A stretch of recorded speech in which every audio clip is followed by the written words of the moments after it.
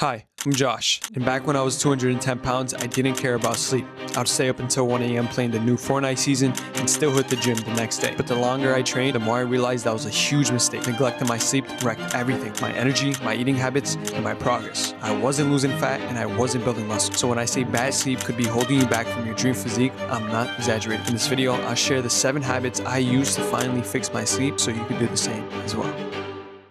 The first habit is having a consistent sleep and wake time. Notice how I said sleep time, not just wake time. So many people set their alarm to wake up at a certain time. Yeah, it's cool, but you set an alarm to wind down, start winding down, to go to bed. Not many people do that. The reason you should start doing it, when I started implementing it, I was pretty much telling my body, you know, it's time to go to sleep. It's time to start winding down, put everything away, and let's start winding down. I would usually set it an hour before so I could turn off all the screens, turn off the lights, have one night light, and probably just read, journal, whatever it may be. When I started implementing that, going to sleep at the time I needed to go to sleep to get 7 through 9 hours, it would be seamless. So that's the first habit. Second habit I started implementing was getting morning sunlight, at least 5 to 10 minutes every single morning. So there's something called circadian rhythm. When you do get the morning sunlight, kind of resetting or starting your body's circadian rhythm, which is pretty much a clock. So once you get that morning sunlight, you're telling your body, okay, in this amount of hours is when you should start winding down. I need this much energy for the morning, so let's start waking up. And towards after the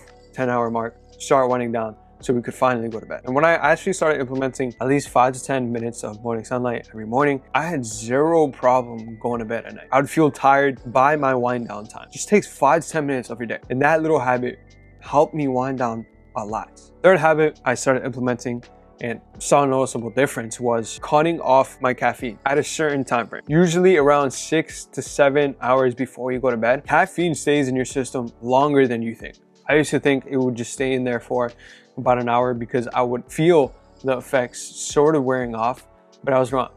If you take caffeine like 2 to 3 hours before going to bed, your body is still gonna try to take out the caffeine from your system. And yes, you're gonna go to sleep. Most likely, sometimes people have trouble going to sleep because they still have the caffeine in their system. But if you do go to sleep, you're not gonna have the deep sleep. I think you're supposed to have 1 hour of deep sleep every single night to have a good night's rest. And if you don't have that deep sleep, you're not gonna have a good night's rest. It's gonna affect your recovery. Fourth habit I started implementing, cutting off all screens before going to bed. Once I set that sleep time to go to bed, I cut off my phone screens, cut off computer screens, cut off as much light as I can throughout the house. If your work does rely on screens and you need to, for whatever reason, to work on a screen 1 hour before bed, I would recommend you pick up blue light blocking glasses. Blue light actually increases cortisol levels and disrupts the production of melatonin towards the nighttime. So I wear these 2 to 3 hours before going to bed. So the blue light that, you know, I intake from the phone screens, computer screens, from TV screens, from the lights around their house even, I get to block those out so my melatonin production doesn't get affected. So yeah, I would recommend you invest in one of these, 20 bucks on Amazon. And yeah, that's the fourth habit I mentioned. And the fifth habit I started implementing was sleeping in a cold and dark room. Sounds simple, but change your environment to however you personally believe you sleep the best. For me and for most people, it's sleeping in the dark and sleeping in the cold. So yeah, cold room and dark room. And that's the fifth habit I started implementing. The sixth habit I started implementing, taking supplements. You know, not entirely sleeping gummies. I remember I was doing that at a certain point. My sleep was on point, but I realized soon that I didn't want to rely just on sleeping gummies or sleeping supplements. So I kind of stayed away from them, dropped them after a while. When your cortisol levels are high, it's going to be hard for you to go to sleep because your stress levels are high. Good supplements I would recommend that actually help you sleep is magnesium and ashwagandha. Ashwagandha is shown to decrease cortisol levels, and I also supplement magnesium. The reason I started doing it because most of the population is deficient in magnesium. Magnesium is an essential mineral. So yeah, I started supplementing it, and lo and behold, magnesium actually helps with sleep. And also keeping your protein high. Hopefully you may know, protein is the reason why you're able to build muscle. And when you combine protein and sleeping, quality sleep, that's the maximum amount of efficiency for you to build muscle. Quality sleep and keeping your protein high. If you keep those two things in mind, building muscle would be a breeze.